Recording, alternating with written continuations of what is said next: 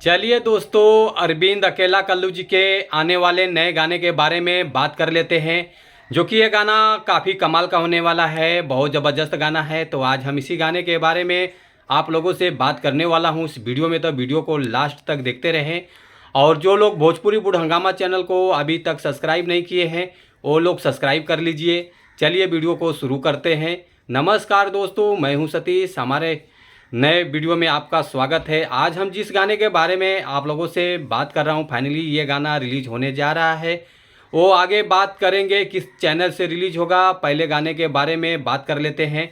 गाने का बोल है अरविंद अकेला कल्लू जी का गाने का टाइटल पगली जान दे दी का, जो कि काफ़ी कमाल का गाना ये है।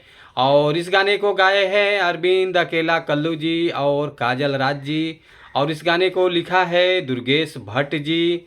और इस गाने के म्यूजिक डायरेक्टर हैं साजन मिश्रा जी। और एक्ट्रेस नज़र आने वाले हैं अरविंद अकेला कल्लू जी और रक्षा गुप्ता जी हैं। और बात कर लेते हैं कोरियोग्राफर के, प्रवीण जी हैं। और उसके बाद ये गाना रिलीज होगा RVF म्यूजिक चैनल से। और कैमरामैन हैं समीर जी, जो कि काफ़ी अच्छा गाना बताया जा रहा है, बहुत धांसू गाना होने वाला है।